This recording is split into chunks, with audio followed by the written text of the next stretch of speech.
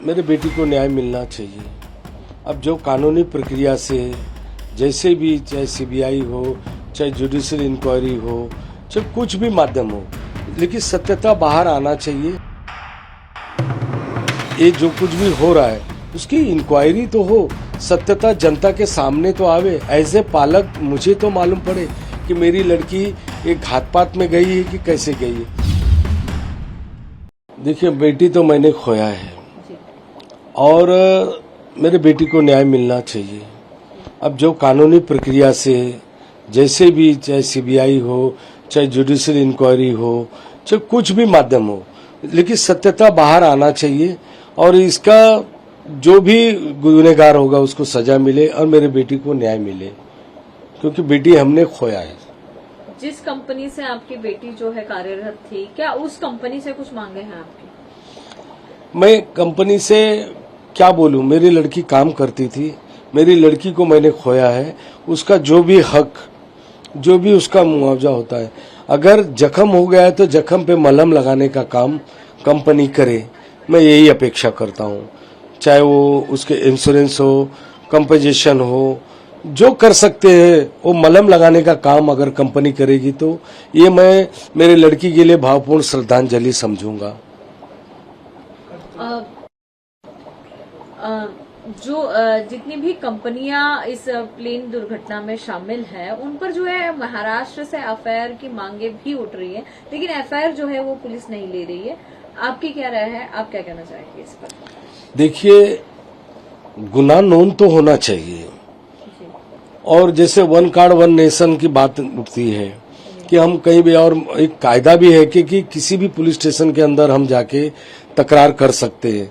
जहां पे घटना होती है वहीं पे ऐसा इम्पोर्टेंट नहीं है, लेकिन ये जो कुछ भी हो रहा है उसकी इंक्वायरी तो हो, सत्यता जनता के सामने तो आवे। एज ए पालक मुझे तो मालूम पड़े कि मेरी लड़की एक घात-पात में गई है कि कैसे गई है। घात एक्सीडेंट को कहते हैं, प्लानर को कहते हैं, प्लानिंग करते हैं, षड्यंत्र जिसको कहते हैं। अब पात का मतलब होता है कि एक्सीडेंट, तो पता तो चले कि ये किस चीज की वजह से हुआ है, ये घात-पात है कि एक्सीडेंट है, ये सत्यता तो आवे बाहर, मालूम तो पड़े। क्या आप भी जो भी कंपनियां इस दुर्घटना में शामिल है, क्या आप भी एफआईआर की मांग करेंगे सरकार से, या फिर आप जाएंगे एफआईआर करने? देखिए, हम छोटे लोग हैं, मैं अभी लड़की खोया हूँ और अभी मेरी मिसेस उस सदमे से बाहर नहीं आई और रोते रोते खाना वगैरह नहीं खा रही है। आज भी शिवाजी पार्क दादर के अंदर शुश्रूषा हॉस्पिटल में वो एडमिट है, दूसरा महला पे 202 नंबर रूम के अंदर। मैं ये सब चीजों में से अभी बाहर नहीं आया हूँ कि क्या हो रहा है, मैं टीवी भी नहीं देख पा रहा हूँ कि नक्की क्या हो रहा है। बस मुझे मेरे लड़की को न्याय मिले, मैं यही चाहता हूँ। सरकार की ओर से कोई आपसे किसी से बातचीत हुई अभी तक? किसी कोई मुआवजा की बात हुई? कोई सीएम की तरफ से या कोई भी ऐसे सरकारी कोई अधिकारी आपसे बात की है कि आपकी कोई मुआवजा वगैरह के लिए कुछ?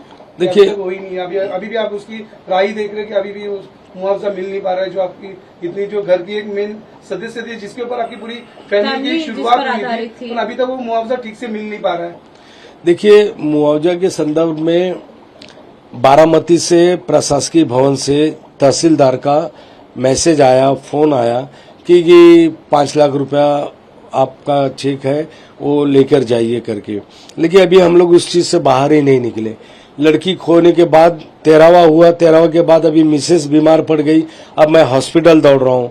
हम लोग उस, देखिए, एक मुलुंड के अंदर वगैरह हुआ तो वहां पर देखिए कितना ये हुआ। लड़की मेरी तो ला नहीं सकते अब ये लोग, न मैं लड़की पा सकता हूँ, लेकिन मैं यही कहूंगा जो वाजिब बने, क्योंकि मेरी एक कमाऊ में लड़की थी, आज वो चली गई। अगर वो रहती तो 5 लाख से भी ज्यादा कमा सकती थी, एक बाप को मदद कर सकती थी।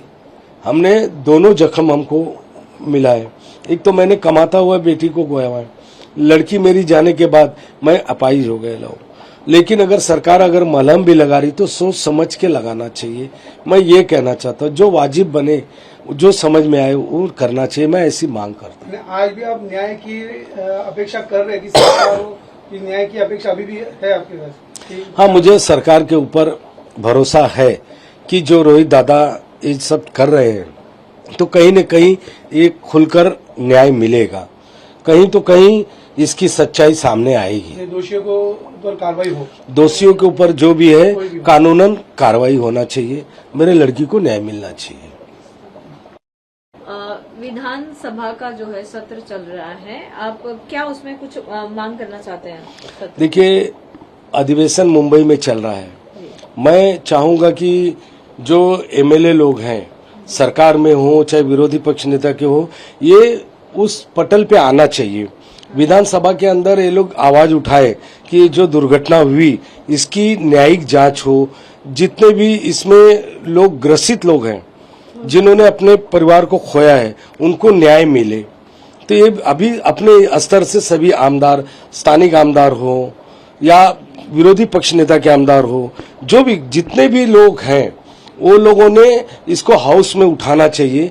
इसकी वजह से क्योंकि ये बातें जब उस पटल पे आएगी विधानसभा के अध्यक्ष के पास, तो क्या निर्णय लेते हैं, इसकी कौन से गति से इसकी इंक्वायरी होती है, या ग्रसित लोगों को क्या मदद कंपनसेशन मिल पाएगा, ये मुद्दा तो आवे।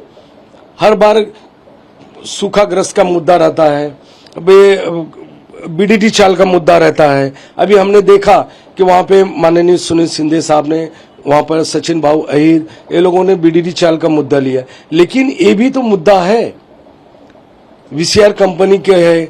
तो ऐसी दुर्घटना हुई तो इसमें क्या होना चाहिए, कंपनसेशन मिलना चाहिए परिवार को जिन्होंने अपनी फैमिली खोया है, वो मुद्दा आवे, और जो दोषी लोग हैं उस पर कार्रवाई हो, निष्पक्ष इसकी मतलब जानकारी अपने देश को एज ए पालक सभी लोगों को मालूम तो पड़े कि क्या हो रहा है करके।